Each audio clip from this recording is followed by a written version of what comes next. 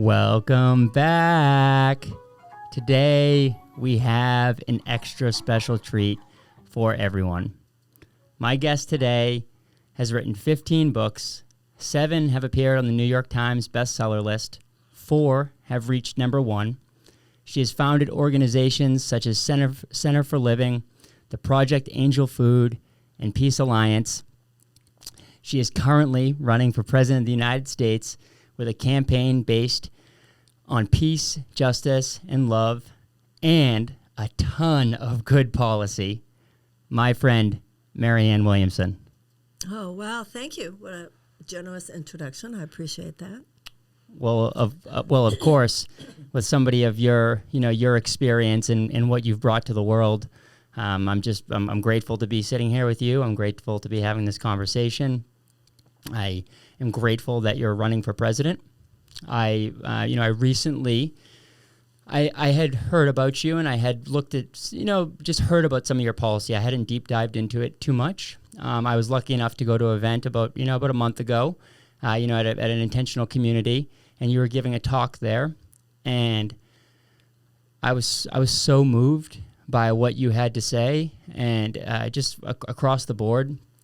You're the heart-led, bringing feminine energy, into this race, into this world that really needs it, really needs compassion. And I was so moved that I said, I need to help this woman in any way that I can.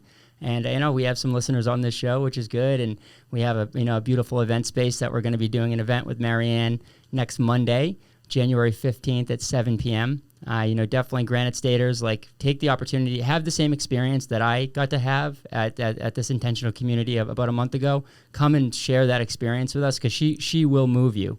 I'm nearly positive of it. Well, thank you. That's so kind of you to describe it that way. I'm glad that we connected, and I look forward to speaking at your space. This is exciting. Yeah, it's a pretty cool space, isn't it? Absolutely. Oh, man, we love it over here at Rebel House.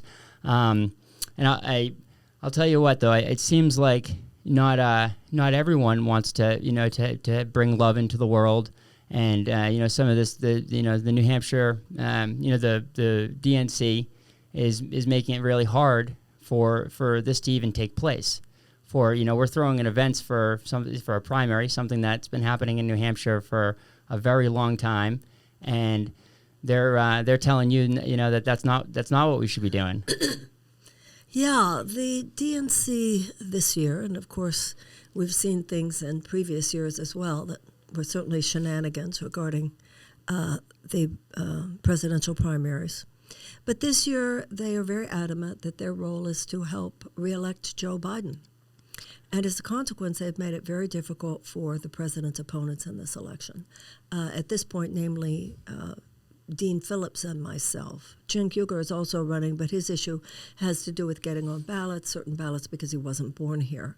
So I don't think the DNC is particularly affecting what's going on with him yet. Dina and myself, it's pretty extraordinary. California has basically canceled their primary. So California, Tennessee, North Carolina, Wisconsin, places where the secretaries of state are basically just taking their cue from the DNC and putting on the primary ballot only who the DNC says that they want, which of course is Joe Biden.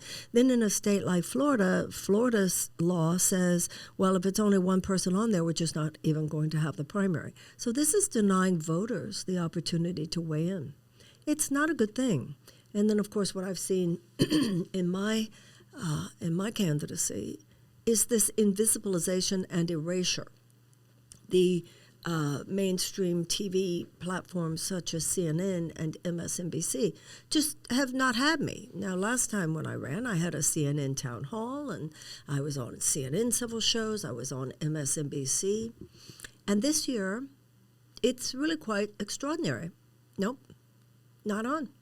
Yeah, why? Because they've decided they have appointed themselves gatekeepers. Now, normally the political party stands in the background, and the voters decide. It's a democracy. It's for the voters to decide who the nominee is, and then at that point, the political party is supposed to come in and support that nominee. But this time they are so nervous about Donald Trump becoming president. And listen, on that, I don't disagree with them. But they think that the best way to handle it is for them to decide who would be the best candidate. They think, because Joe Biden did before, and for whatever other reasons, that it should be President Biden. And that's just the way it is. And the rest of us should step aside. It's almost an attitude of, look, we've got this. I look at that and I say, yeah, like in 2016, because that's what your attitude was in 2016. Look, we got this. You didn't got this. And I feel that, arrogance is a blinder. It blinds you. And it's just like in 2016, they didn't know what was going on in this country. They didn't read the energy out in the country.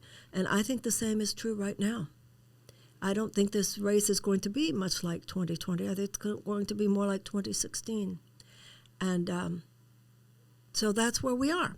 And that manipulation of the process included skipping the Granite State. They say it's because of racial diversification. They're going to start with South Carolina this year because South Carolina is a more racially diverse state. But I think it's absurd not to factor in there that the president last time came in 5th in New Hampshire. Yeah, there's a lot to that. And to be clear, they're not just saying like, oh, we're not doing it in New Hampshire. They sent James Roosevelt Jr., the co-chair of the DNC Rules and Bylaws Committee, on January 5th, a couple of days ago, sent a letter to the New Hampshire Democratic Party and said, basically, the event on January 23rd, 2024, which is the date of the primary, cannot be used as the first determining stage of the state's delegate selection process and is considered detrimental.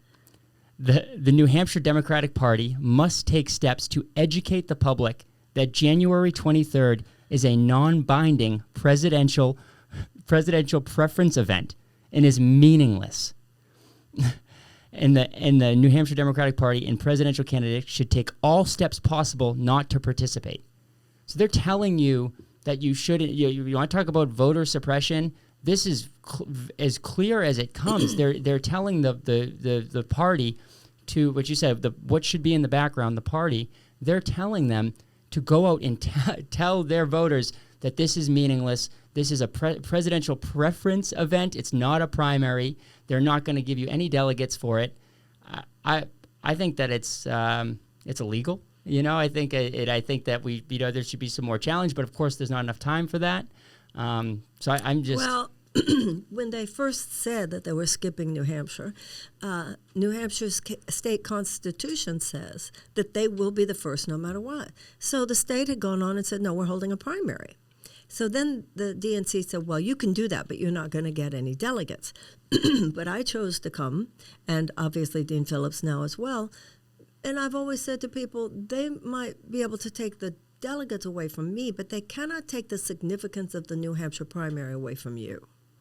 So people out in the country, they're going to be very interested. What did New Hampshire decide? And they're not going to say, oh, well, now, do they get the delegates? Do they not get the delegates? That's sort of inside baseball stuff that people aren't really thinking about. But they want to know, what did the citizens of New Hampshire decide?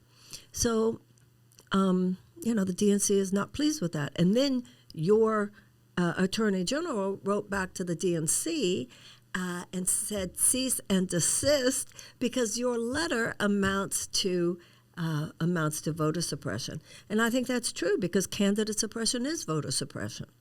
If you suppress a candidate, you're denying the voters the opportunity to freely express themselves. So we're living in the middle of a very dramatic moment, and I have the feeling that this is just the beginning of all the drama that we will see with this election. Yeah, as president, would you... The Fairness Doctrine was something that was, that was a thing that made it so that the conglomerates in media had to tell the people the truth. They had to incorporate that at least into a part of their show. That went away at some point, and then all media basically became an editorial. What's my opinion? What's going to get the most views? What's going to get the most clicks? And let's have it agenda based. And that's definitely what's happening with you now. As president, would you how would you combat something like that so that it wouldn't happen again and we wouldn't have this type of voter suppression? Well, the Fairness Doctrine had to do with the fact that you have to invite someone with a counter opinion if they want to weigh in as well, so that people are not just hearing one side. When I was a young person, the same company was not allowed to own the radio station and the television and the newspaper in a town. There was such an honoring of the significance of the diversification of opinion. I remember my father telling me how at a certain newspaper, the elevator didn't even go. You couldn't take the same elevator to the sales department and to the editorial department. People understood you can't have the same people owning all of the channels of information. In 1996, there was something called the Telecommunications Act under Bill Clinton, and it led to this conglomeratization of the media. And that's why we have the term now mainstream media, corporate media. 5 main, where there used to be all these independent TV stations and all these independent newspapers, there are now like 5 major media companies. And they own not only the various media platforms, but it's even worse than that. Let's say there is a factory downriver, and a journalist comes into his newspaper editor, or her newspaper editor, and says, I have heard that that factory is spewing chemicals into the river that are cancer-causing. So the editor of the paper would say, go check it out. The journalist would do some investigative reporting, and listen, if it was a big story, it was a great writing, they might even get a Pulitzer Prize. Several years later, there is a good chance that the same company that owns the factory owns the newspaper. This is why monopolies are so bad. This is why antitrust is so important. So now that same journalist might come to the editor and say, I want to write about that. And the journalist would say, I think we better not do that. And if the journalist continues to push, the editor might even fire them. And that's how people live today. We live intimidated. We live in fear of this dominance. You know, this is the live free or die state. And yet there's this sense that a matrix of corporate power is lording over all of us, because it is. We don't have universal health care because of the institutionalized greed of the insurance companies. We have people rationing their insulin, unable to afford the prescriptions that their doctors gave them because of the greed of the pharmaceutical companies. We have carcinogens in our food because of the greed of food companies. We've desecrated our land, our agriculture, our farming sector because of the greed of big agriculture. We have chemicals in our pesticides that we know harm a child's brain because of the greed of the chemical companies. We have danger on our streets because of the greed of the gun manufacturers. We're ramping up rather than ramping down fossil fuel extraction because of the greed of big oil. And we have fought wars in our time that we know had to do with little more than piggy bank activity on the part of defense contractors towards the Pentagon. At what point are the people going to step in? Because the situation that I just described to you is the new status quo. It's an unholy alliance of government and corporate power. And that system is not going to disrupt itself. And that's what's happening. When you see a letter like the DNC saying, oh, this is meaningless, or you see one of their minions in the corporate press who is invisibilizing me, and nothing to see there, or not even mentioning that I'm running or erasing me in whatever way, that's because an anti-corporate dominance message is not appreciated by forces. You know, I used to think of the DNC as, chopping wood and carrying water for these huge corporate entities.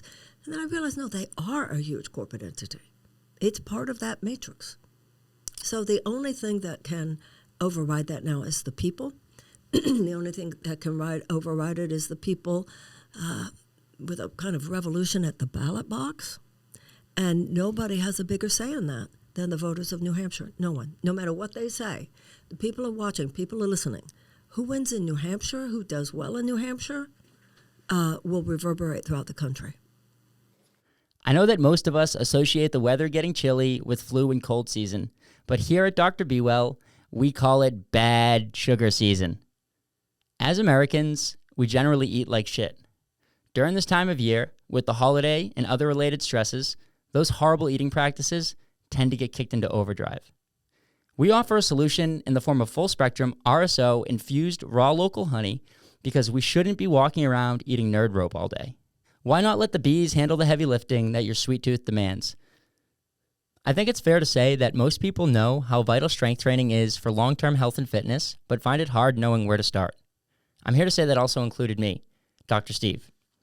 You want to make sure you're doing exercises correctly, you don't want to get hurt, and you have no idea how to structure a workout program to get the best results.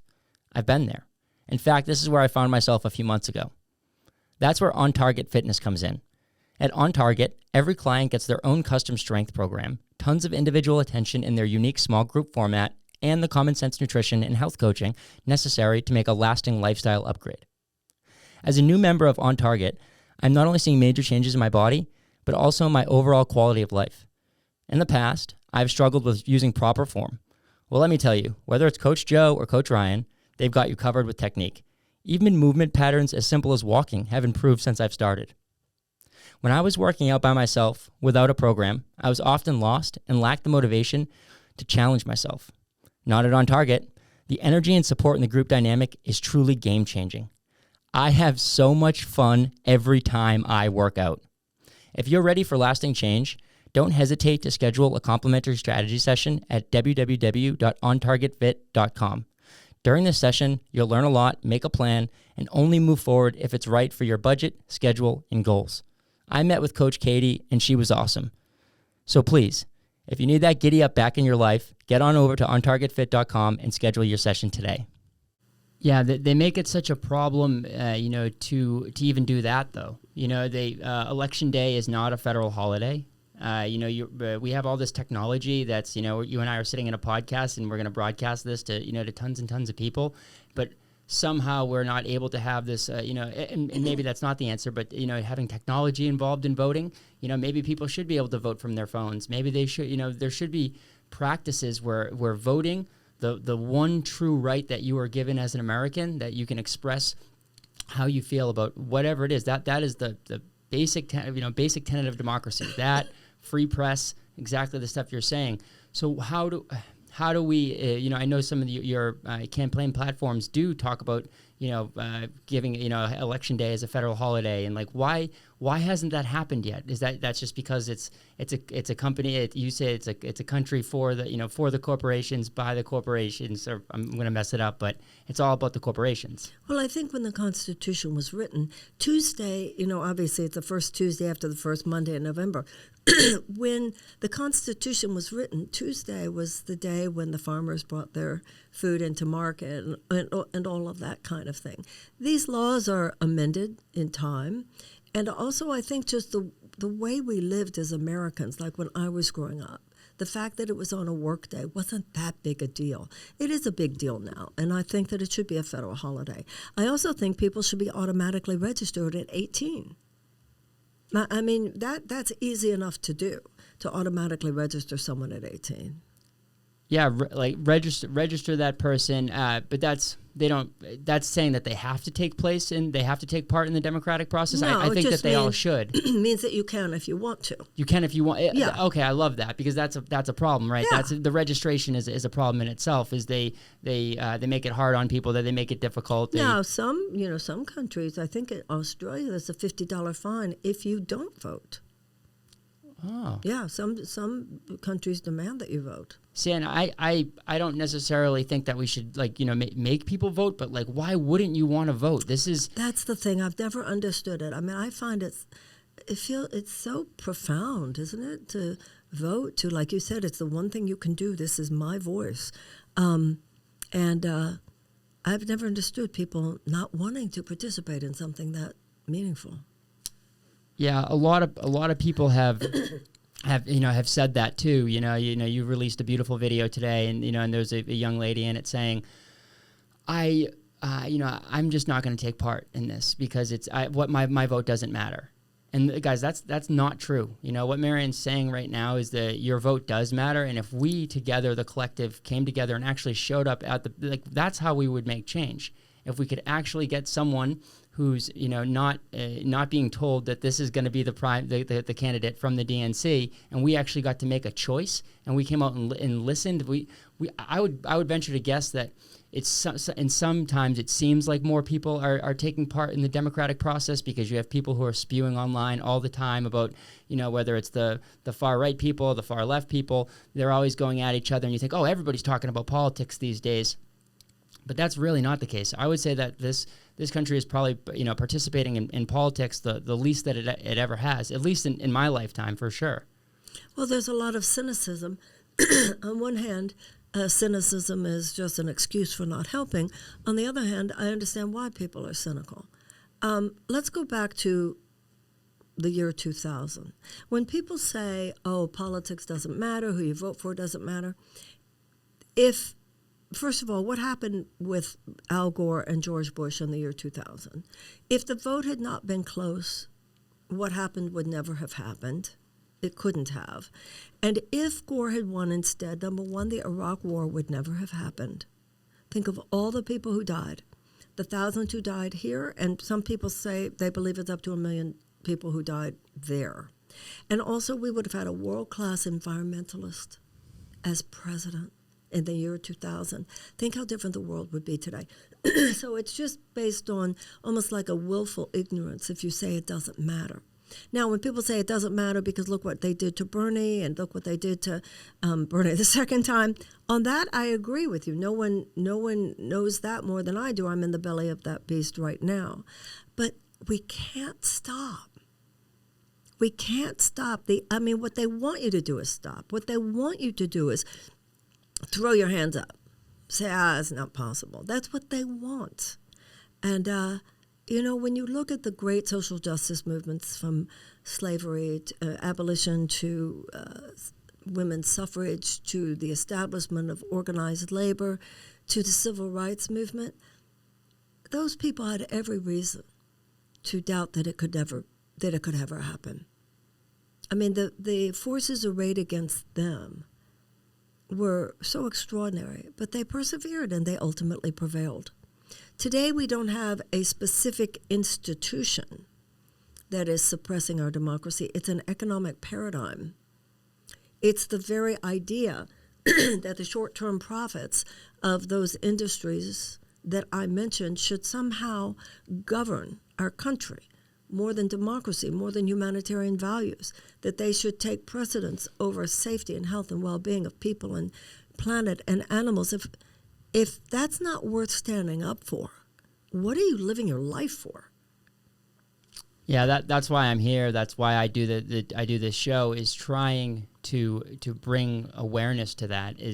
And to your point, the civil rights movement, women's suffrage, all these movements, they took place within our democratic constitution. Absolutely. To the point where Elizabeth Cady Stanton, she directly mirrored the Declaration of Independence and wrote, we should have these same freedoms because all men, all persons are created equal.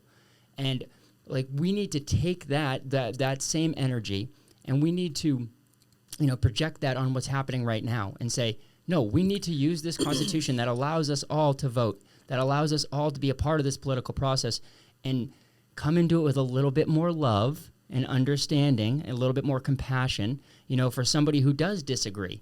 I love that. When I before this show, I was telling people, I'm having Marianne Williamson on my show, and some people might want to, they want to lend me their ear and they want to hear about it. Some people say, I'm voting for Trump. I'm voting for Trump.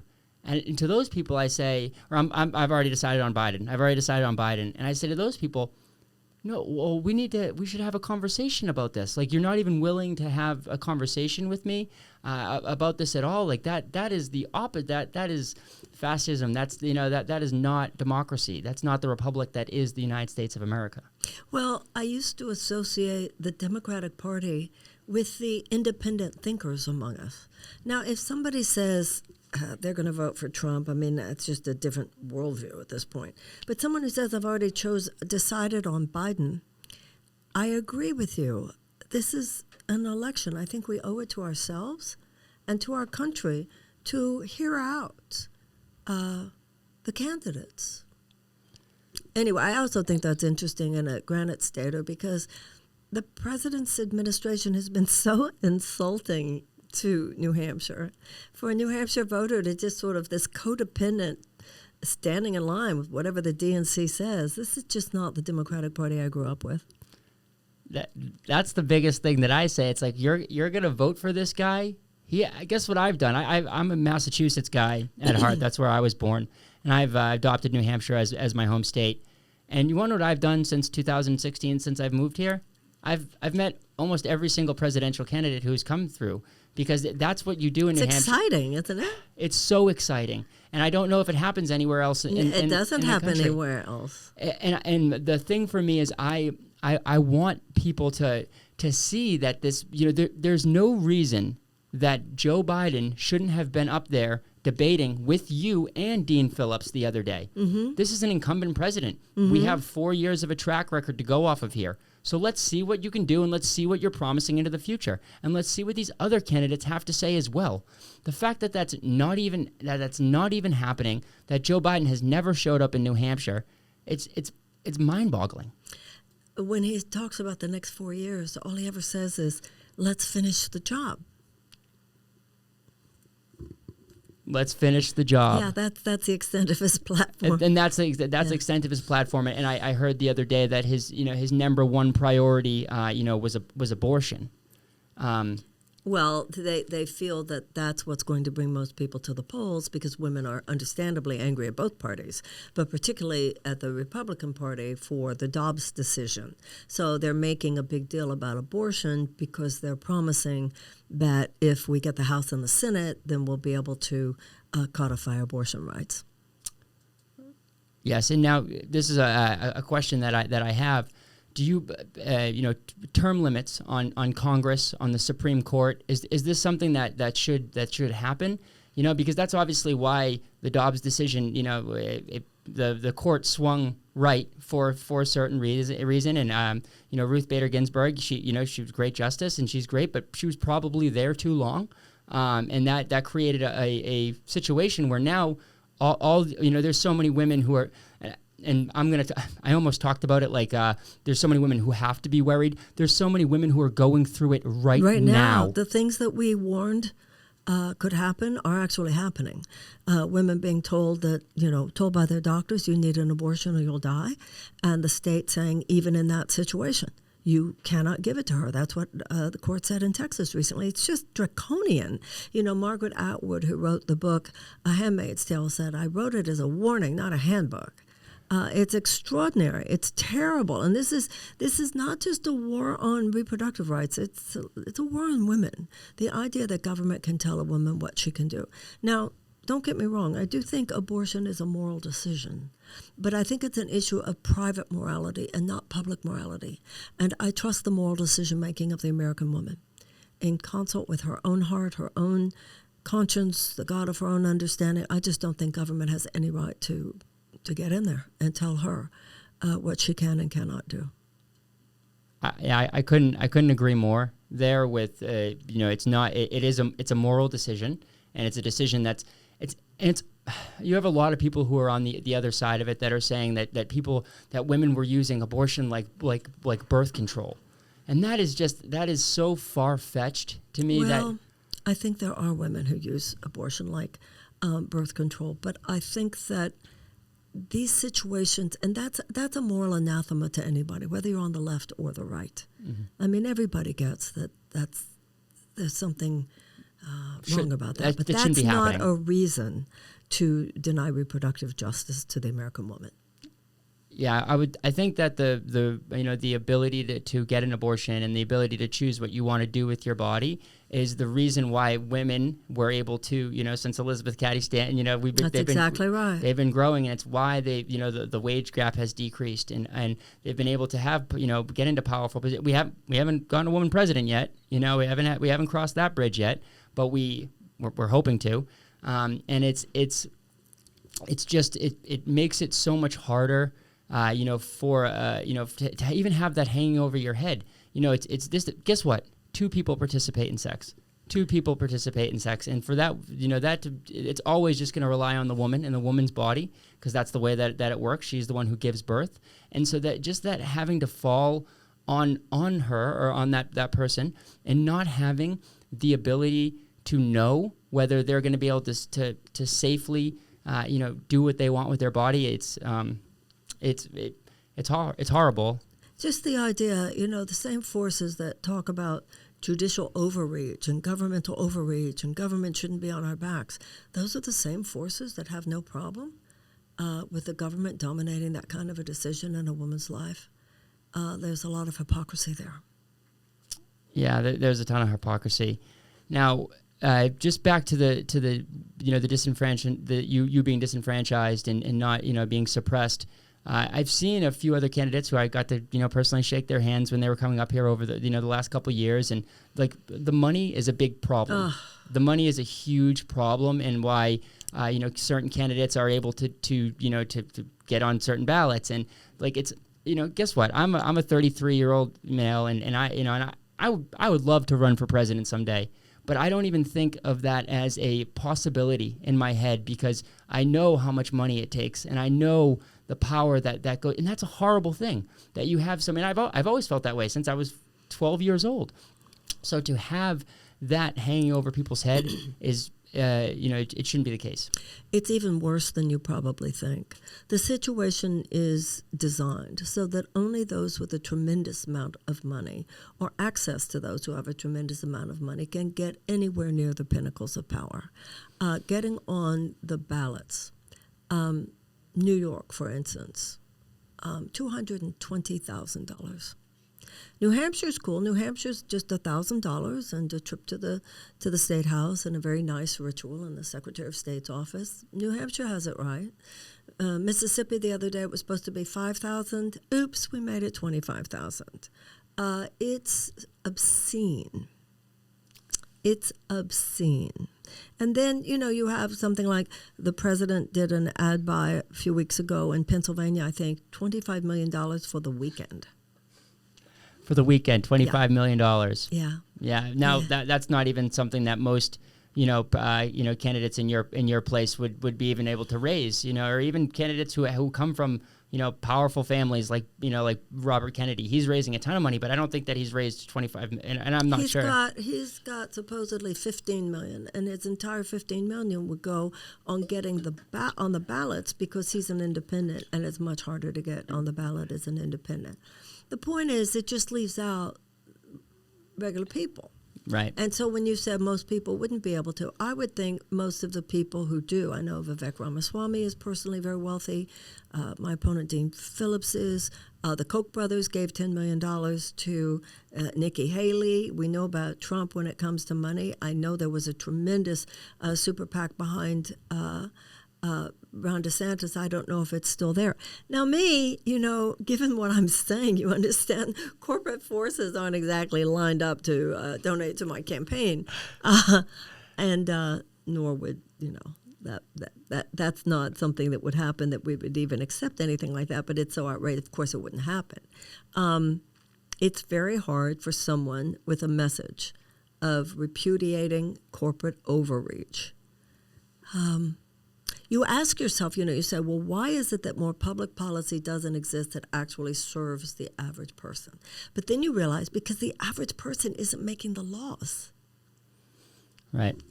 And the Democratic Party, has been traditionally, unequivocally an advocate for the working person of the United States. But now these corporatist forces have just gained so much power. They haven't completely taken over the Republican Party like they've taken over the Democratic Party, but they're in leadership. And I don't know, when I was young, the left had more of a spine. Progressives stood up. Yeah, it's not. Sometimes people say, well, why is it, you're a progressive, so why aren't there, why isn't one of the Congress people who is a progressive here? Why isn't one of the governors here? Why? And you know what my question is to that? Yeah, where are they? Hello? They're towing the line. They're waiting till the DNC says you're permitted now. The DNC says you are going to wait until 2028. And a lot of us feel like, really? Because if Trump gets in office in 2024, let us hope there will be a regular election in 2028. This man is a threat to our democracy. But the people in the DNC, you don't suppress democracy in order to save democracy. The antidote is more democracy, not less. But it goes back to that elitism and paternalism and arrogance where they think they know better, which is the opposite. An elite, either moneyed or empowered on whatever level, deciding for, quote unquote, the average people what is best is the opposite of the democratic principle. Yes, and so what would you say to, like, some of these candidates that I've seen? They've said that every every American should be able to have some campaign bucks. Say every American gets $1,000 that they can donate to a political campaign, or maybe it's less than that. Maybe it's $500. Maybe it's $100. Lawrence Lessig was actually $100. That every person had $100 that they could give. I think it's a good idea. Yeah, I think that would be a great idea because, we know the economic insecurity in this country. Not many people have. A third of this country is working for less than $15 an hour. That's right. And 60% of people are living from paycheck to paycheck. You're so right. there's no way that they could have that $100. I love Marianne Williamson. I want to support Marianne Williamson. I want to support her campaign. But I need to feed my 2 kids, and I need to pay my electricity bill. Yeah, but some of the most touching things in the campaign are how many people are giving like $5 a month. I mean, in a campaign like mine, it is about the $5 donation. It is about the $10 donation. I remember last time how touched I was reading a woman say, here's my $10, and when I get paid next week, I'm going to send another $10. In a grassroots campaign like mine, those donations are the spine of the campaign financially. I think sometimes people feel like, well, because I can't give $100, there's no point in my giving just $5. But the truth of the matter is a lot of people saying on any given day, I'm going to give $5. That's $500 if 100 people say that. So Imagine if it was every a million. dollar really does help, yeah. A million people that, there's 340 million people in this country. And, maybe I would venture to guess like maybe 40% of those people take part in the democratic process. 40% of people vote, might even be a little, I'm not exactly sure of the number. But imagine if we could get full engagement. And then you had, it would be this robust arena where you had, 7 or 8 candidates up there and they were doing different debates and they were really having to hustle. That'd be amazing. Oh, it would be so beautiful. And it's like, I've just, when I was a kid, people would see, they would come to me and they'd say, oh, you'd be a great politician. It's probably because I had charisma and I could talk to people and I cared about, history. I cared about the Constitution so much. And even as a young boy, I knew right away. I said, that's the last thing that I could ever be. Because, look at those people. Look at how corrupt they are. Look at how they're taking from the people. They're not, and there was, when I was a little bit younger, there was some decent, but I don't feel like there's anyone who's in the House, anyone who's in the Senate right now, they're not doing America's work. None of them. I think many are trying. But the system really locks people up. And I think there's something that happens when people get in there. It's somehow you become emotionally buffered. Too many people become emotionally buffered to the suffering that people are going through. And other people, I think they remain open to realizing how much suffering there is, but there's something about getting in there, they lose their courage. Yeah. They lose their courage. Like a couple of people I'm thinking of right now who have endorsed Joe Biden. Why? You're people whose politics are much closer to mine than to Joe Biden's, but the system, the machine says, no, we're going with Joe. Marianne, that tells me that person wants to keep their condo, keep their house in Washington, D.C., and they want to keep making money and having the ability to make more money because that they are privy to certain information and that they. Well, when I think of the 2 people that really I'm speaking of would be Bernie Sanders and AOC, I don't think it's about money for them. But it is about being in with that club. Staying there, showing up and still getting to go. And also believing in the sort of superior wisdom of that DNC narrative. God bless them, but this I don't think is a moment to go with that flow. It's a moment to disrupt the corrupt, not try to compromise with it. Yeah, and if you're a part of the Democratic Party and you truly believe and you're not a Trump person and you Trump at all costs, I don't want him to win. Like, Biden is not the best choice. Well, yeah, I mean he's sinking in the polls. He's not a popular president right now. I with all due respect, I think it's a selfish choice for him to run again.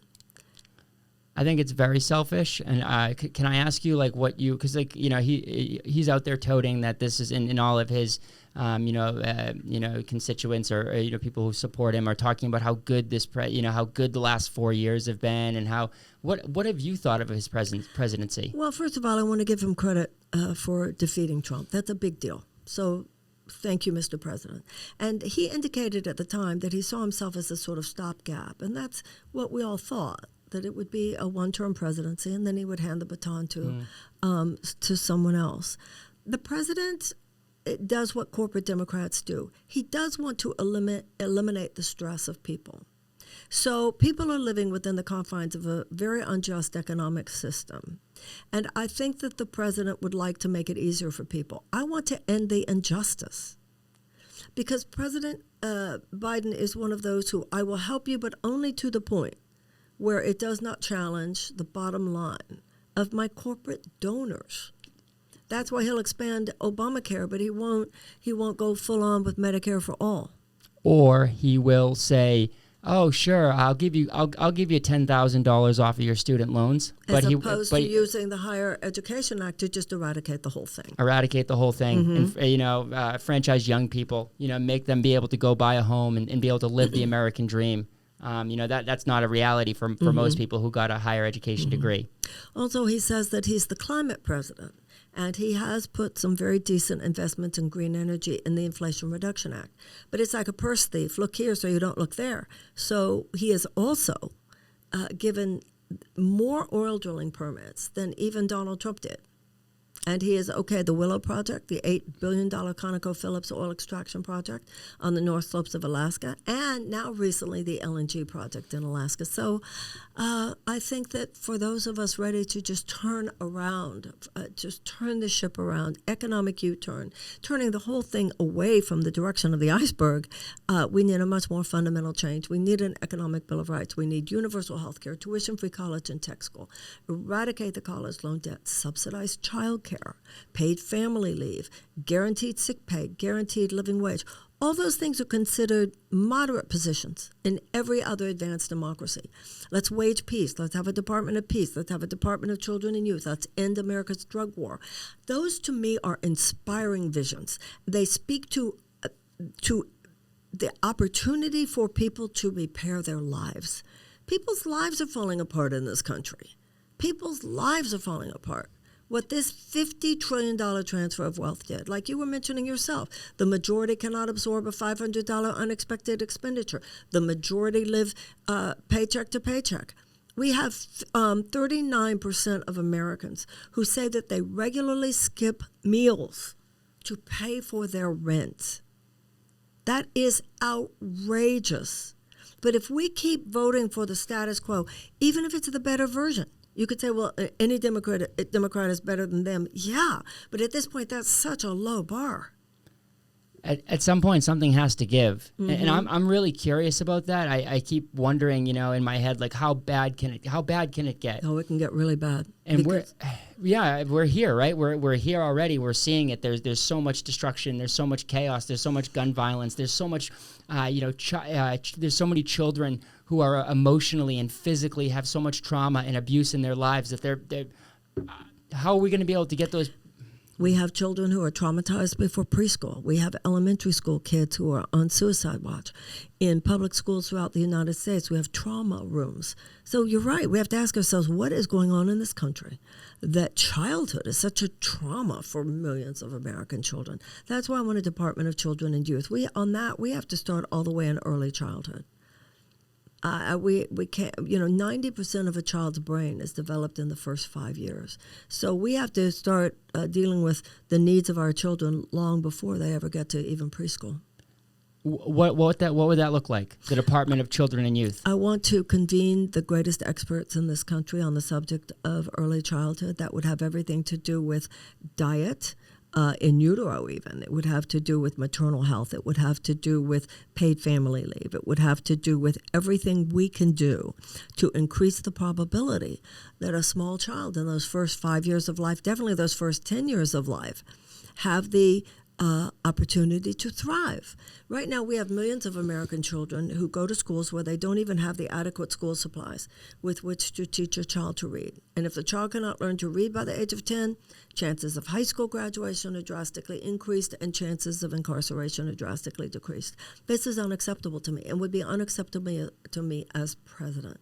I want every public school in America to be a palace of culture and learning and the arts. Will that be easy to achieve? It's not something that will happen immediately. I don't think in my 4 years as president I can completely turn the ship around, but I can get us around the curve. I believe that I could get us around the curve. Give us a vision. The vision is that you would have the building and a real sense that our children, there's a massive transfer of wealth into the lives of children 10 years and younger. You would absolutely know that we were ramping down, not ramping up fossil fuel extraction. You would know that I declared a climate emergency and that we were mass mobilizing for a just transition from a dirty economy to a clean economy, and with that, building tens of millions of jobs. These are the kinds of things that you would, the president does not have a magic wand. We have 3 co-equal branches of government, so it's not like, whatever Marianne wants, Marianne gets. It's not like that. But you would see me fighting for these things. You would see me standing for those things. You would see me appointing the people to these agencies that are now infiltrated by these corporate forces. You could see routing that kind of influence out. You wouldn't have somebody from the agriculture, big ag, running the agricultural department. You would definitely see that because I was establishing a Department of Peace, we need to have a peace academy as well as a military academy. We have to have armies of peace builders, just as we have armies of military personnel. We have to seek to prevent, Roosevelt said, in order to end all wars, we must end the beginnings of all wars.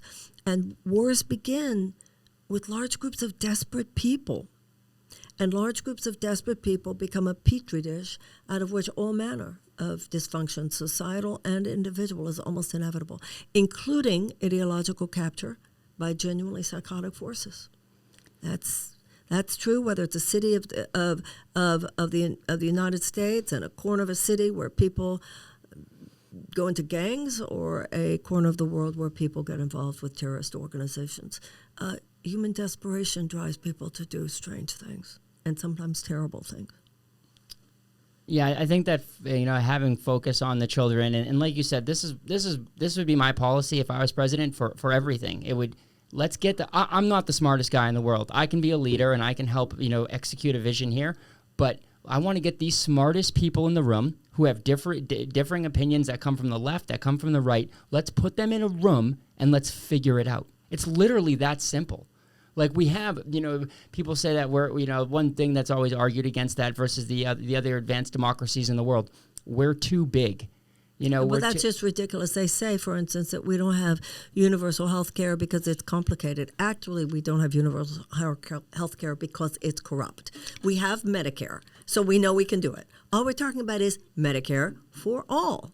Hello. We already have Medicare. So the idea that it's too complicated to have Medicare for all, these are just the narratives that they come up with to increase the chances that corporate profits will continue to govern the world. It's really about the corporate profits because, specifically to the Medicare for all, we know that Medicare is the most efficient type of insurance that a person can have. Other insurance companies, their price negotiation is not nearly as good as what the U.S. government can do. And now imagine if you back that with 340 million people when everybody had Medicare. That's right. The prices would plummet. That's the right. Prices, and guess what? The pharmaceutical companies would still be making a profit. Mm-hmm. So they still would be able to operate. Like they're going to tell you, oh no, we're making life-saving drugs out here. Yeah, exactly. Yeah. We're making life-saving drugs. We're doing this. No, is what you're doing is you're stealing from the health and the wellness of our future generation. And they're also making, health-saving and life-saving drugs. I mean, it's not like they don't. It's just that they do it in such an extractive manner. I mean, we have to, you have 1 in 4 Americans living with medical debt. The entire medical debt comes to $88 billion. But if you put together the top 5 pharmaceutical companies last year alone, their profit was $80 billion. Exactly. There's an easy solution here, and it's especially in this country. People tell me this is the most advanced democracy in the world. I don't know of anybody who actually says that right now, who is looking, because I don't think any intelligent observer would actually say that right now. I mean, there are many saying that we're not even a functioning democracy. We're more like a functioning oligarchy. Yeah. There are just a few people whose money dominates the system on such a level that, Louis Brandeis, the late Supreme Court Justice Louis Brandeis, said, you can either have large amounts of money in the hands of a few people, or you can have democracy. You cannot have both. That's why the destruction of the middle class is such an important issue. A war on the middle class has been a war on democracy. You cannot have a thriving democracy when you don't have a thriving middle class. Without a thriving middle class, too many people are living in struggle, in survival all the time. People living in struggle and in survival are not able to participate in the life of the nation the way they might otherwise wish to. And that was the whole point, to make sure they're just too tired to do that. Yeah, they're too tired. They're working 40, 50 hours a week. Both parents are doing that. They're having to pay for daycare for their 3 kids. Exactly. Just to get by. And the worst part about it is, like, they think that, the belief is like, okay, well, at least if I'm doing this, at least they'll take care of me, right? At least they'll take care of me. No, they're feeding you shit food. They're taking away from your Social Security. That's not going to even be there when you're an adult. When you're something you've been paying into your entire life. They're taking everything from these people. Well, the system is predicated on the perpetration of a permanent middle class. Underclass. It actually is. And there is it's like tentacles. It's like a malevolent strain of vulture capitalism that it just sticks its tentacles into every factor and every corner of our society. And the people need to push back. It's an institutionalized anti-democratic force. And the people of the United States have got to push back. But in order to push back, we have to realize that continuing to vote for people who've been ensconced in the car that drove us into this ditch, thinking somehow they're the ones who are going to lead us out of this ditch, is becoming increasingly absurd. Listen, I'm a Democrat, and the Democrats are certainly better than Republicans. They're not even close with how the parties are constituted today. But that's such a low bar. It's such a low bar. So the people are going to have to, there has to be an arousal of awareness in the American people that becomes a characterological shift in all of us. It's like just the way you talk. You're interested in politics. But everybody has got to become, I hope to see more people thinking of political engagement as simply an aspect of a well-lived, meaningful life. It's part of your economic Bill of Rights. It's number 10, the right to cultural and civic involvement in the democratic life. And if you're too tired, or it's too expensive, or it's too rigged, people just throw up their hands. So they did not, in that case, have the right to participate. Franklin Roosevelt said, a necessitous man is not a free man. People say, oh, I'm free. How free are you really if you have to work 3 jobs just to put food on the table? How free are you really? We throw around words like that. But I love, Franklin Roosevelt said there are the freedoms of, the freedoms to, the freedom to protest, the freedom of religion. But there's freedom from, he said, freedom from want and freedom from fear. And too many people live in a constant state of want in this country and a constant state of fear. And that's not going to change because we tweak it a little bit here and we tweak it a little bit there. It's going to change because we have an economic bill of rights, because we have a domestic Marshall Plan, because we have a president who says it's time. It's one of those times in history for fundamental change.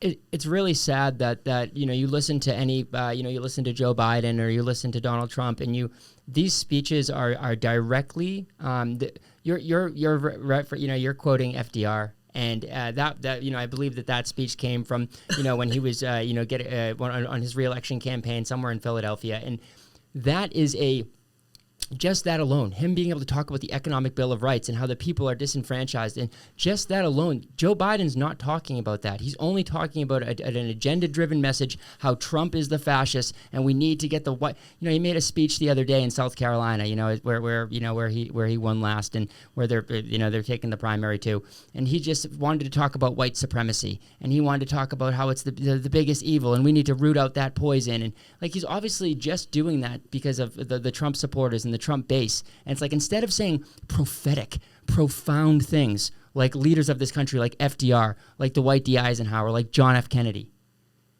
Yeah, he was talking before about Bidenomics, and the economy is doing so well. Well, for 20% of Americans it is. But to say that the economies do well runs counter to the visceral experience of 80% of Americans. I do not believe the president has a winning message, because I don't think he has a winning agenda. That's not to say he hasn't done some good things, and certainly it's not to say he's not a lot better than Donald Trump. But number one, I don't think he would win this time. And number two, even if he won, it doesn't speak to the fundamental problems, the deeper structural problems that we have in this country, that even if Biden wins again, will not be addressed, because he does not address those deeper, particularly economic structural flaws. And it is a structural flaw when only 20% of your people live with relative economic ease. And bring it all back to the life expectancy in this country has declined. Has declined since 2014, and then in the last 2 years we've seen the biggest dip that we've seen since the Great Depression, 1920, in World War I, in 1921 to 1923, and to not have a true plan to put money, to put opportunity back in people's pockets, to give people the chance to feed their family healthy food, to even feed their family food. Like you said, 39% of people are skipping meals to pay their rent. Extraordinary. It's extraordinary. And this business of carcinogens in our food, there are companies in the United States that have to make a different product for Europe and Canada than they make for here, because there will be an ingredient, let's say, that will increase the shelf life, but because it's of a product, thereby increasing stockholder value. However, because it does have carcinogenic elements, Canada has outlawed it, Europe has outlawed it, so the American company makes the healthier version for a European market and a Canadian market, and then it dumps on the American shelves, the ketchup or whatever it is. I was reading an article about the difference in a ketchup bottle between the same company, the one they sell in Canada and the one they sell here. It's horrifying. So, I say to people talk a lot about not being in abusive relationships. What more of an abusive relationship could you be in than with a government to which you pay taxes, which then enables companies to put PFAS in your water? 46% of all urban wells at this point are filled with PFAS. And you're paying your tax dollars to that government, which is then lobbied, and everything from fossil fuel extraction to carcinogens in the food to wars that should never have been fought. At what point, here in the Granite State, live free or die? Really? Really? You mean that? Because if you mean that, then I don't see how then you have some thinking to do.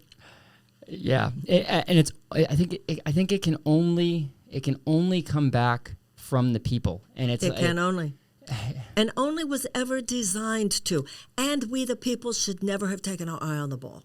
I think that this is one of those moments to really recognize we did not practice due diligence. We thought, oh, my guy won the presidency, now I can go back to my life. And I'll vote again in 2 years. You know, too many of us grew up thinking, well, if I vote in the midterms and I vote for the president, I did my duty, but these corporate lobbyists are visiting their offices every hour of every workday. Yep, and they're funding them. You know, they're well, that's the point. That's right. So, you know, Jefferson said the only safe repository for power in the United States is in the hands of the people. But we've been dumbed down. We've been trained to farm out our critical thinking. We've been trained to, it's almost like in our personal lives, we get real and authentic and we get down, and that's kind of the tenor. But in our political lives, we've all been trained to think like sixth graders. Like there's some political class, they're going to handle it. Well, this is really handle it? Because we're 6 inches from the cliff. So whatever power we gave up, which really begins with the power in our own thinking, that we're willing to think about this and not just go along, we need to take it back, that's for sure. And we take it back at the ballot box. And once again, going back to what we were saying, no place like New Hampshire. I mean, it's really, this primary whole phenomenon is pretty profound in my book. I agree, and I wish people had, and maybe it has to get worse for people to get to this point. I don't understand how it could get worse, and then people could be, could be more. No, it could be worse. Trump could win. No, for sure. I'm saying I don't know how we're living right now with 60% of people, living paycheck to paycheck, and all of this, and how can that get worse? The people in the future, they're not going to rise above. So the time is right now. Right now. And that's what you're saying there is so important, because I hear all these progressives talk about how, we're going to come back strong in 2028. Really? You sure about that? You sure that you're going to have the opportunity to do that? You know, Trump has already told us what he would do. Yep. Then the Republicans, separate of the Democrats, they're never afraid to use that presidential power to push things apart. I feel like the Democrats have always been like, oh, we're going to play nice, and we'll make deals with everybody, and we'll do everything in a proper process. When the Republicans come in and say, no, executive order, this is how we're doing it, and I'm going to push this through and make this happen, that's exactly what would happen, and things would change. Things would change, who knows, maybe they're trying to change the law to get another, to extend the 2 terms for a president, and now we're talking about we need term limits for Congress people and for the Supreme Court, but the president is going to go increasing his term limit. Like it's backwards. It's really backwards. I think that, the biggest thing that I see and that personally speaks to me, and it has to do with life expectancy, has to do with all of this, is the people who are dying of addiction, people who are dying of overdose in this country. I think it's directly related to the economic insecurity that you're talking about. As is the mental health crisis. And, of course, addiction is a mental health crisis. People, they call it diseases of despair, deaths of despair, suicide, addiction. People's lives people just can't take it. There's just too much chronic. When the president declared the end of the COVID emergency, this country didn't have a sense of how many millions of people's lives were already an emergency. COVID was called a screaming emergency, but hunger is a silent emergency. Having to work 3 jobs, living in your car, these are also emergencies. They're silent emergencies. And when you have this much human desperation, we already talked about it, this is a national security risk. It's terrible things start to happen.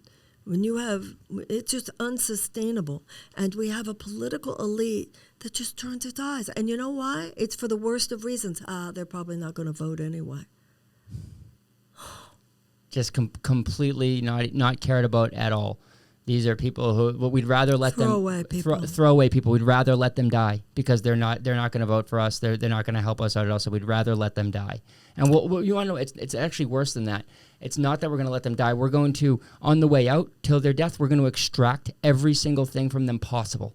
We're going to take from them their dignity, their life, any money that they had, any relationship that they might have had with their family, with their kids. The recovery community and the addiction community, and seeing how many, this is not something that, this is doubled. The number of overdose deaths in the last 5 years have nearly doubled to 100,000 people. I know that you started your career in helping out a lot of people with AIDS, and the numbers the numbers for that are since 1981 700,000 people have perished from AIDS, and since 1999 1 million people have died from overdose.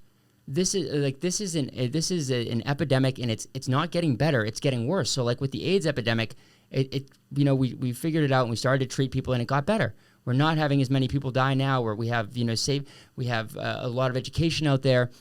That's not happening. It's going in the reverse direction. And I know that you have some policies and some beliefs as to how we can fix some of these things, within with drug policy. I'm just curious to go down that rabbit hole with you a little bit.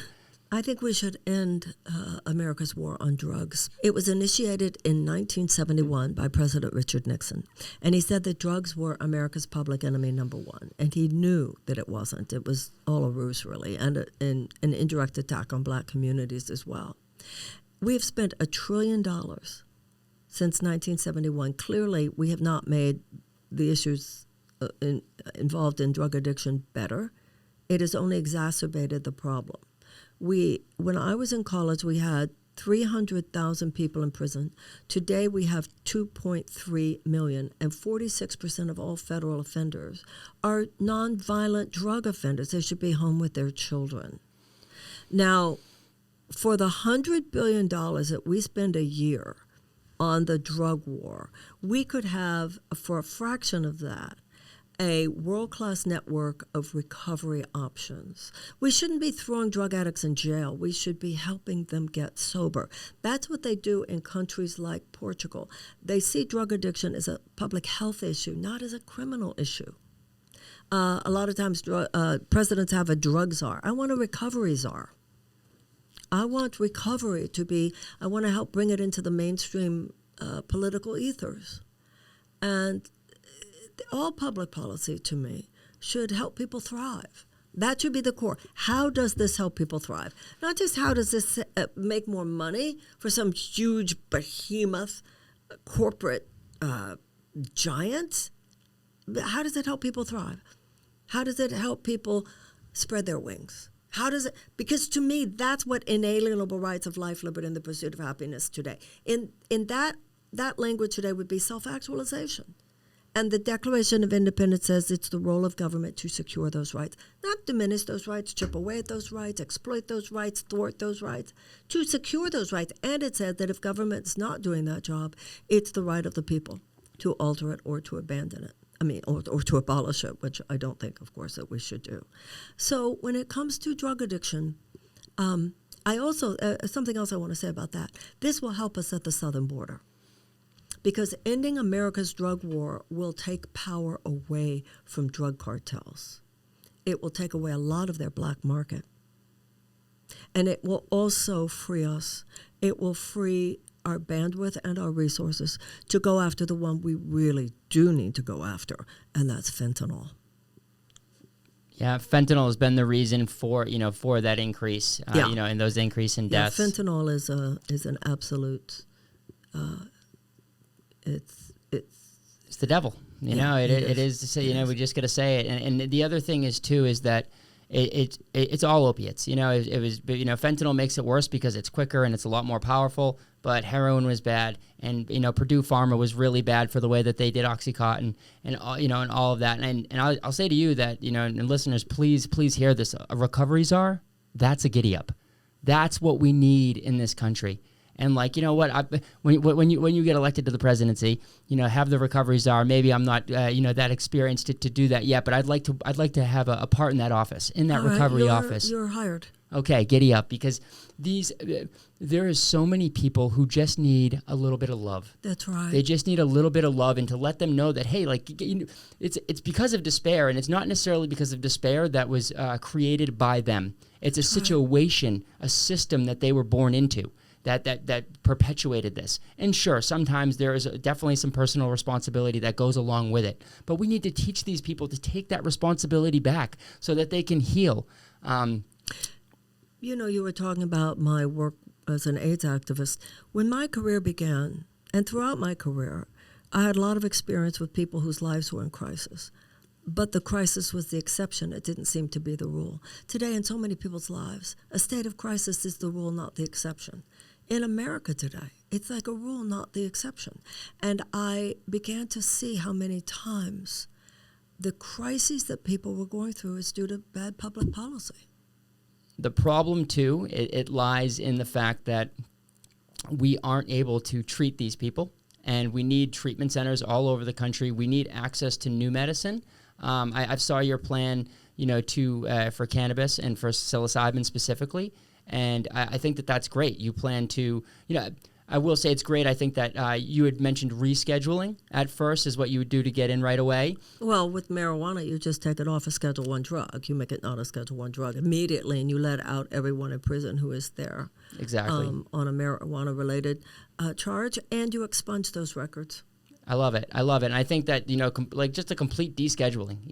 This is a plant medicine that should be, sure, there needs to be some oversight and some regulation. I'm okay with that. That's fine.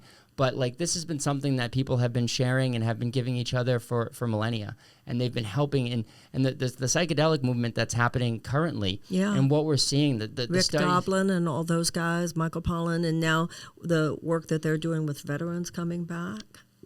It's amazing, and it's that's just the mainstream stuff, and which is incredible because we call it the pollinization of America. There was before Michael's pollen book, and then there's after Michael Pollan's book, and thank you for that. We appreciate that. We needed it.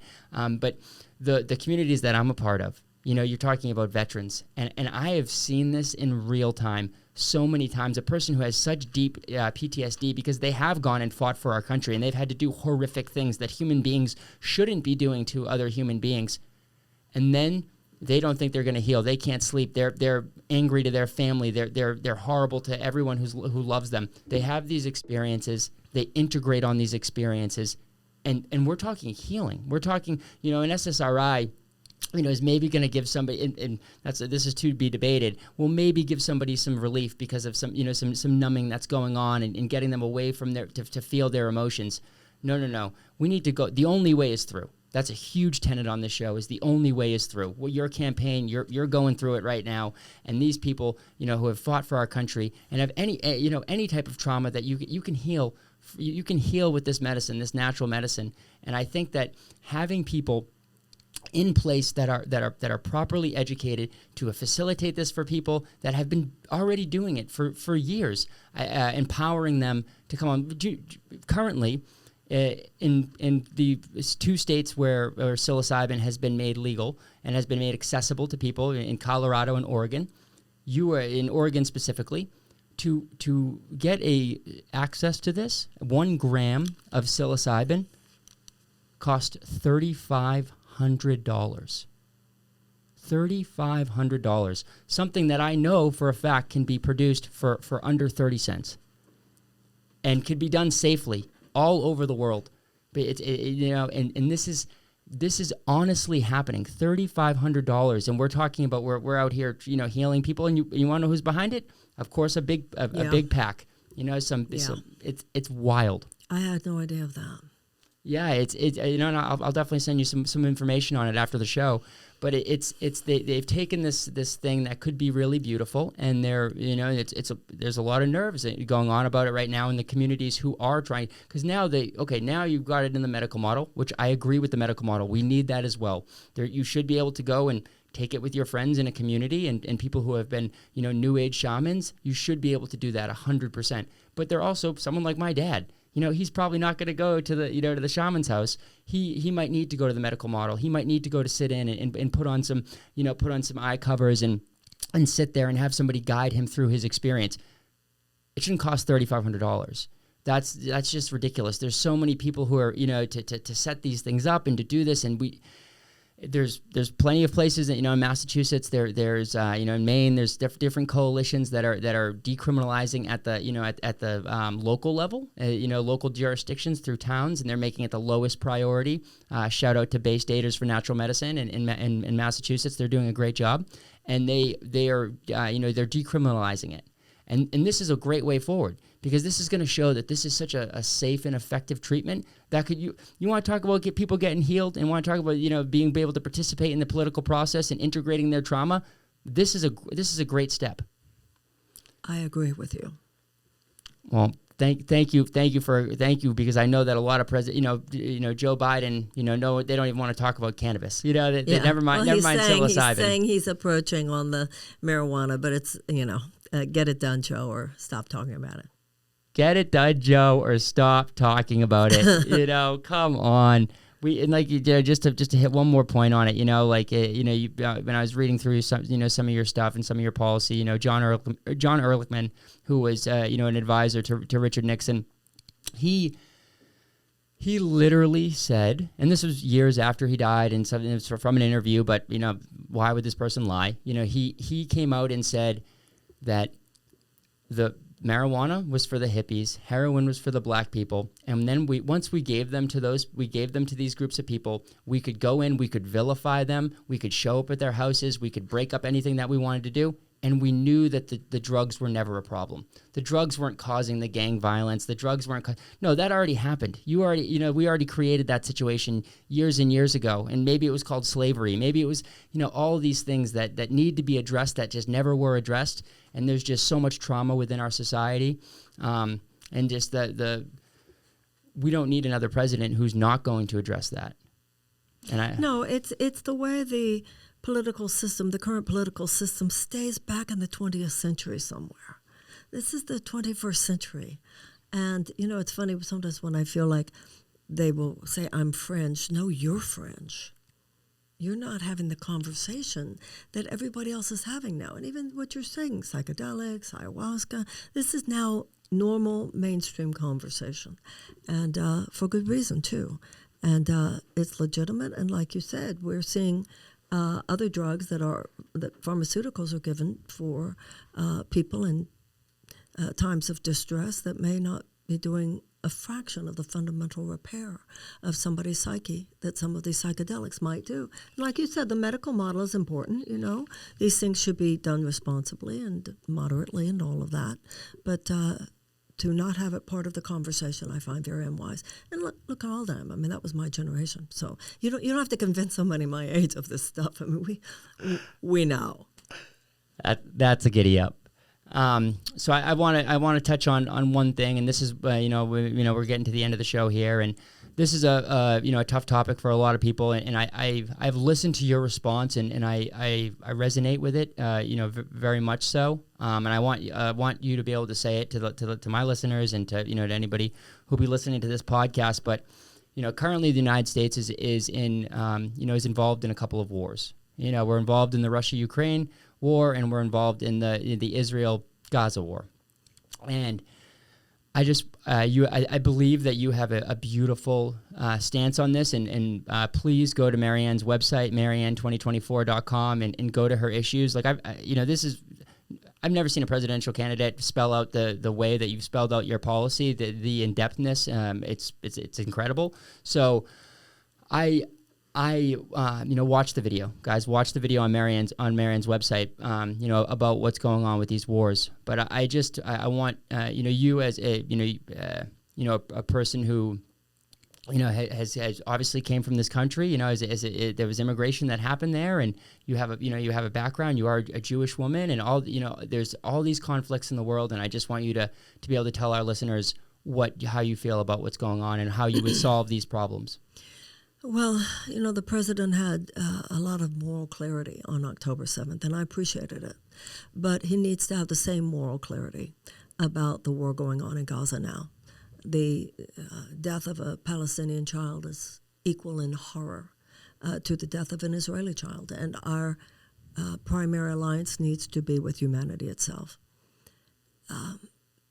We need an immediate ceasefire, even before Israel began its bombardment. I said that. We need an immediate ceasefire. We need an immediate release of the hostages, the rest of the hostages. And we need architecture for a two-state solution. It's the only solution. You know, for a very long time, there has been an inherent injustice. There was never a military solution, and there's no military solution now. The settlements are illegal. The West Bank, the occupation of the West Bank is illegal. And the siege and the blockade of Gaza was never a good thing or a just thing. Now, I do not have a simple or simplistic view of the situation. I find people on both far right and far left with an analysis of the situation which lacks nuance and lacks an understanding of the complication of the situation. However, the inherent injustices perpetrated upon the Palestinian people by much of Israeli law must stop. So I think the United States should not be supporting with any of our military or financial power this bombardment, this war in Gaza. I think we should be participating passionately, not really taking the lead role because I don't think we can. I think this would probably be led primarily by Arab powers, but also other. We're not the only superpower in the world any longer, and we need architecture for a two-state solution. It's the only way. I couldn't agree more with you. What I hear from you saying is compassion, love, understanding from all sides. You know, let's just it needs to be ended, and the United States needs to take a step back. Which is, and I love you for saying that, because most people are going to say and there it is, there exactly where it is. It's the feminine energy, the non-domineering energy of letting the world know that, hey, sometimes it's okay to take a step back. Well, I have to say, I don't think what I'm talking about is a step back. It's a more humble step. But I don't think the United States can actually take a step back. Israel is our ally, and the Middle East does matter. I'm not an isolationist. But in terms of the imposition, and it does have to be an international imposition now, of peacekeeping forces. I mean, the world has to get involved now. This is too dangerous, not only for the people in that region. This could easily, things are happening every day. Oh no, they just killed somebody in Lebanon and Hezbollah, and it could explode into a regional war. Iran, nobody wants this thing. Nobody wants this thing to become bigger. So the world has a right to step in here. Qatar, of course, is the one that has been brokering the deals on the hostages, so forth and so forth. So when I say step back, I said we must be a passionate participant. We just can't be the leader. You know, we just need a more humble foreign policy. It is not a unipolar world anymore. It's not just whatever America wants because we're the only superpower. It's simply not the case anymore. And we squandered our moral authority when we had that power. We squandered our military respect. And now, if the United States said, okay, this is what we're going to do, a lot of people in the world go, really? Not anymore. We just don't do that anymore. Now there's BRICS and so forth.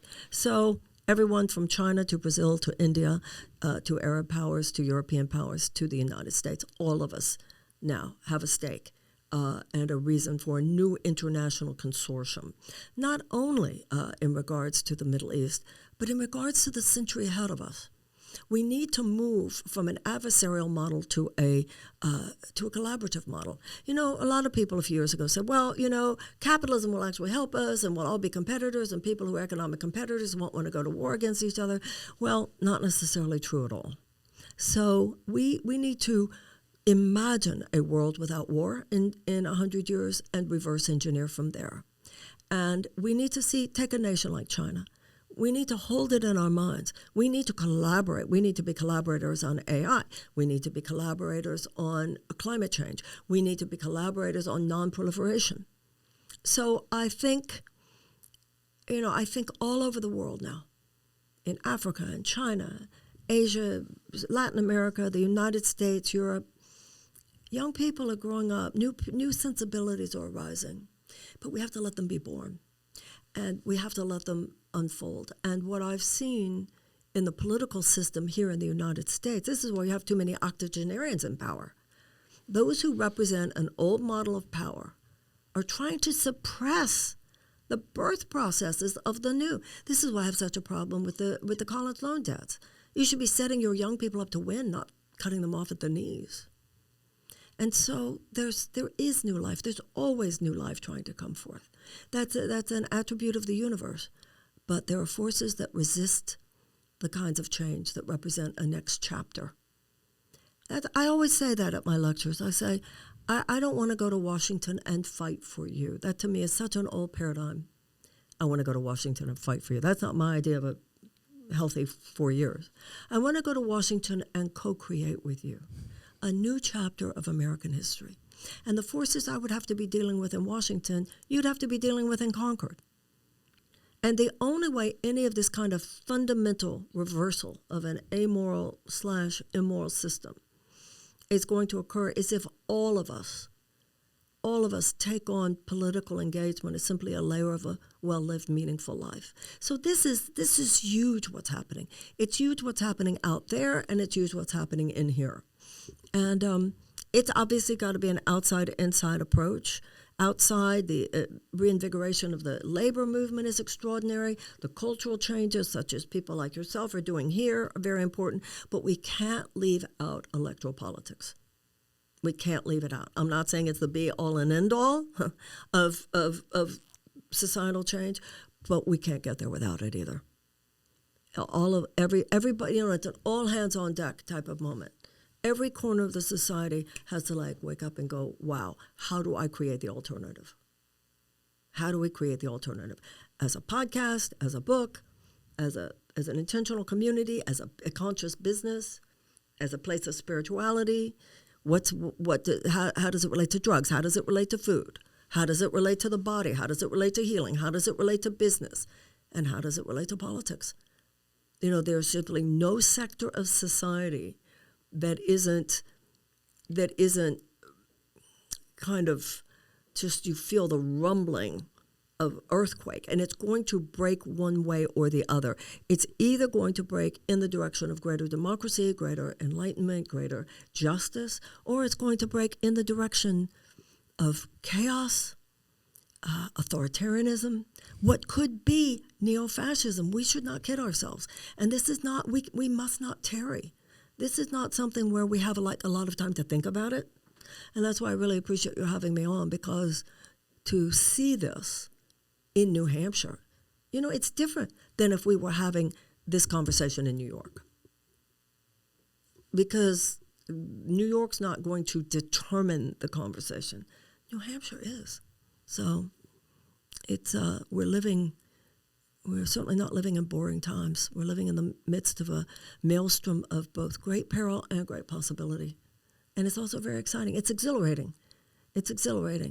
But hope is born of participation in hopeful solutions. And if we don't participate in the change, we have to be death doulas and birth doulas. We have to be death doulas to a world that is passing away so that it can pass away gently and harmlessly. And we have to be birth doulas to a world that is struggling to be born. So clearly it's already happening. We just need to push it.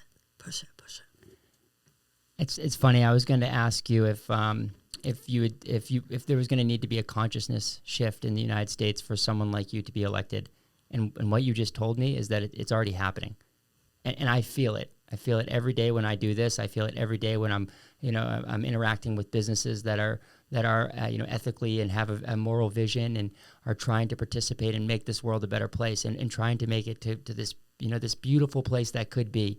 So I don't even need to ask the question, because it is happening.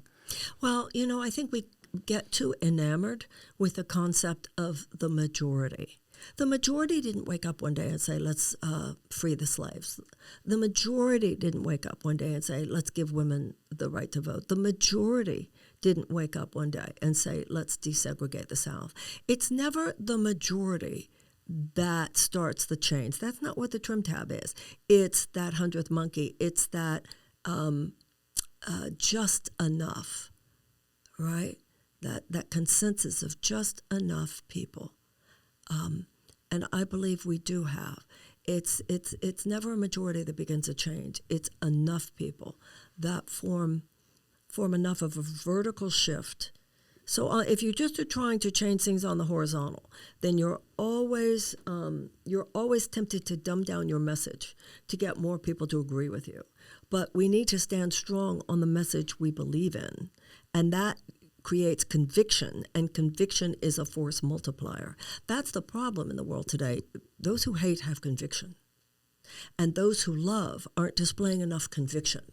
So if you have 10 people who hate with conviction and 90 people who love and say, hey, listen, I'll be with you Tuesdays and Thursdays for an hour and a half. But the people who hate are like, anytime, day or night, man, call me. The hate's going to win because the conviction is what makes things manifest. So I think, Winston Churchill said, you can always count on Americans to do the right thing after they have exhausted every other option. We're sometimes late to get there, but once we get there, we slam it like nobody's business. And I think that we're on the verge of that, definitely, that possibility. Whether we'll take it, I don't know. But we have what it takes if enough people are willing to go to the ballot box. Have the conviction to go to the ballot box. Have the conviction to be able to love that much and love each other. Look at your neighbor. Hey, you might not get, you might be a tradesman, but your neighbor's struggling, who's renting a house and he has $300,000 in debt and his job isn't paying that, that education. So have some love and say, no, you're not getting one over on me. We're doing this together because we're going to go co-create our community together. Right. You're going to be a better leader in your community. I'm going to be a better leader in my community. There will be less argument. I think that we're right there, Marianne. And I think that, what you're saying today is so incredibly important. I'm so grateful to have you on the show today, and I'm even more grateful that this is setting us up for an event next Monday, January 15th at 7 p.m. at Rebel House in Newington, New Hampshire. Come be with us, guys. Let's talk about some of this conviction of love. Let's talk about this. Let's talk about how we can make this change. There's a ton of stuff that we didn't get to go over today, just because your policies are so incredibly in depth, and we could have literally a 13-hour podcast talking about them. But please, everybody, just get on Marianne's website, get on her social media, see what's going on with this movement. Know that it can happen. It can happen, and it can happen right here in the Granite State. I'm going to do everything that I can, to galvanize the people around me and the people through love, young men to shine this light on you, because I truly believe in what you're saying. And now sitting here with you and having this conversation, now I know that this isn't BS, and that you are so true to this message, and that you're going to execute it. And whether like you said, it would be really bad if the other stuff happens, but we're on the precipice of it, and regardless of whatever happens in this, you are going to be a leader of it and a leader in this, and we need you, and I'm just so grateful for having you on the show today. I cannot wait to do the event with you. I hope that everybody will come join us. Please, guys, check out Marianne's website, marianne2024.com. Go on her social media, Marianne Williamson, Instagram, Twitter, X, whatever it's called. It's just been incredible. Oh, Steve, thank you. And let's create that critical mass of love, right? Create that. Let's co-create. Yeah, co-create that critical mass of love. Yeah, baby. That's a giddy up. That's what we like to say. A positive force of attraction, a positive force of love. That's what the giddy up is. This right here, this is a giddy up. What we can do on the 23rd in New Hampshire, that can be a giddy up. And what we can do for this country, guys, that can be the real ultimate giddy up. So please come join us next Monday. Please come join us on the 23rd at the polls. This is important. Could be the most important things that, one of the most important things we do in our lives. We need change. We need it now. And we need you guys to make it happen. Thank you. Thank you so much. Thank you so much. We'll see you guys next time. Giddy up.